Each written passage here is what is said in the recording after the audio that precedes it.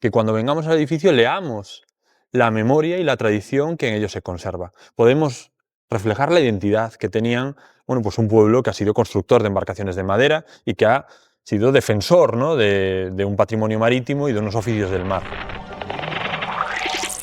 Estamos en Outes, en Alsena de Broña, un lugar donde, bueno, pues tradicionalmente la carpintería de Ribera fue casi como la cuna, ¿no?, para el resto de España, pero casi también para Europa, ¿no? Nosotros llegamos aquí para la rehabilitación de este edificio por trabajos que teníamos previos ya. Mi tesis doctoral fue sobre las carpinterías de Ribera, es decir, sobre aquellas edificaciones que se dedicaban única y exclusivamente a la construcción de barcos de madera a lo largo de la costa gallega. Llegó a haber hasta 150, 160 instalaciones, donde el edificio no lo hacía el arquitecto, sino que lo hacía el propio carpintero de Ribera. En la actualidad, 12 instalaciones quedan a lo largo de la costa.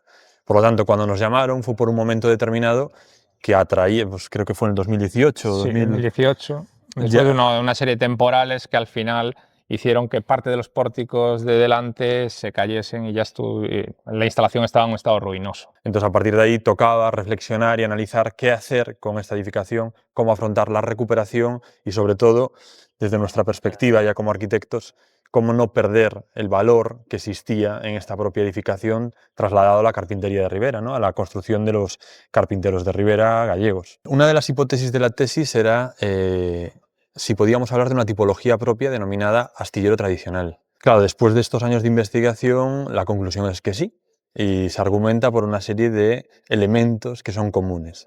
Todas tenían un tinglado, ¿no?, esta pieza que vemos grande aquí, que se hacía independientemente de la forma para cubrir una necesidad, que era dar cobijo para la construcción de embarcaciones. Por lo tanto, en todas sucede lo mismo. La posición de ese tinglado siempre está en perpendicular al mar, para poder botar la embarcación, ¿no? A mayores todas tenían un espacio de oficina, donde se dibujaban las cuadernas, pero también había un espacio de taller, donde se guardaban las herramientas, y un espacio que lo tenían el 90% de ellas, que en este caso es el longitudinal, que era el aserradero, es decir, donde trabajaban y cortaban la madera.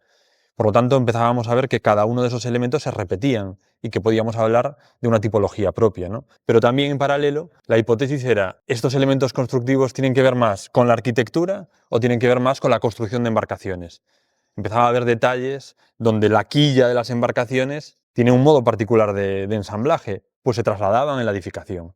O incluso el hecho de entender el casco de la embarcación, cómo se trasladaba a estas cubiertas. ¿Por qué? Porque era lo que sabían hacer, era como lo entendían y al final pues aguantaba, ¿no?, que era lo importante.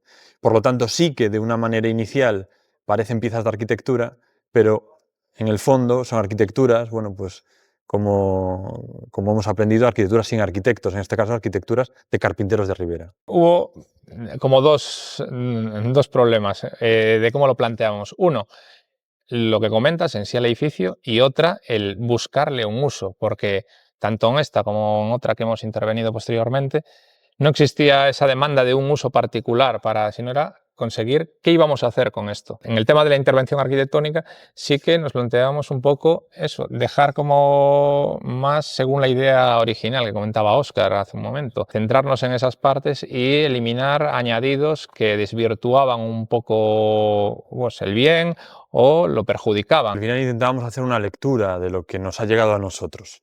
Y en esa lectura existen muchas dudas que ya tenemos que plantear como arquitectos, pero existen otras que teníamos muy claro, ¿no? Es decir, la forma ya venía dada. Nosotros no somos responsables de la forma del edificio.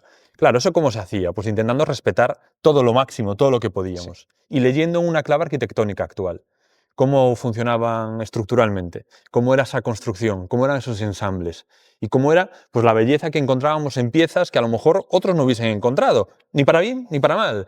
Pero sí que nosotros entendíamos que esas maderas que veis ahora ahí, por ejemplo, hablaban de un modo de hacer, de un modo de entender, hablaban incluso de un, bueno, pues libre de prejuicios, que parece que muchas veces en la escuela se nos vamos cargando de ellos, ¿no? O de reflexiones o de referencias. Y aquí veíamos una libertad a veces añorada. Y evidentemente también se han tomado algunas licencias. La reinterpretación de los pilares, la reinterpretación de ese volumen donde está situado el motor de una manera pues, más escultórica y un poco más contemporánea a la hora de participar del edificio. Dentro queríamos hacer una arquitectura que responda un poco a lo que nosotros buscamos también, ¿no? Desde el respeto, pero intentando, no voy a decir la palabra innovar, ¿no?, pero intentando ser nosotros. Buscábamos, por lo tanto, hacer una especie de recorrido, ¿no?, donde poco a poco, jugando casi desde una humildad absoluta, denominábamos como diferentes salas, y cada una de esas salas contase y narrase de diferentes escalas la carpintería de Ribera.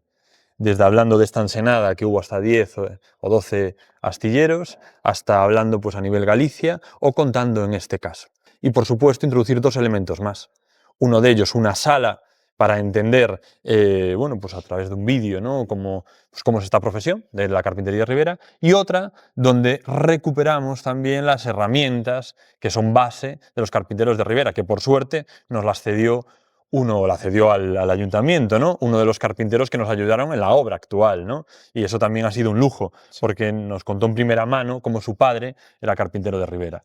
Llevamos años trabajando en una dirección muy clara, ¿no? Que es una cultura marítima. Entonces, para nosotros, desde otra lectura, el hablar de un patrimonio industrial es hablar de un patrimonio marítimo industrial. El hablar de una cultura del litoral de Galicia es hablar de la cultura marítima de Galicia, donde estas instalaciones forman parte de un circuito, de un todo. Y creo que ahí está la clave, el entender desde una perspectiva total la gran industrialización de Galicia, que fue vinculada a la cultura del mar. Entendemos el barco como núcleo central de la cultura marítima, pero por supuesto, si no existiese todo lo demás, como parte de un todo, no tendría sentido. Por lo tanto, para no olvidarnos de esta parte, estas instalaciones, que sigue viva, por supuesto, estas instalaciones lo que hacen es narrarnos lo que hemos sido y lo que seguimos siendo. Porque en algunos casos, pues por perspectivas más o menos lejanas, nos puede quedar más o menos lejano. Pero abuelos que han trabajado en la carpintería de Ribera siguen, abuelas que han sido parte esencial de la conserva siguen, mariscadoras que a día de hoy siguen viviendo del mar y yendo a mariscar, siguen en la actualidad, pescadores, etc. Por lo tanto, estas arquitecturas es parte de su pasado, de un pasado muy reciente, es parte de una cultura marítima de toda Galicia, y creo que es una oportunidad importantísima, no solo su rehabilitación. Creo que el debate está en cuál va a ser el uso de esas instalaciones, porque tampoco tiene sentido que permanezcan a lo largo de la costa como un nuevo tipo de ruina, porque si no sería un nuevo tipo de ruina de nuestro pasado también. Y por lo tanto es algo que yo creo que entre todos tenemos que buscar cuál es el mejor camino, ¿no? Y decidir entre nosotros y nosotras cuál es este futuro, ¿no? Entendiendo que es parte importantísima de nuestra identidad.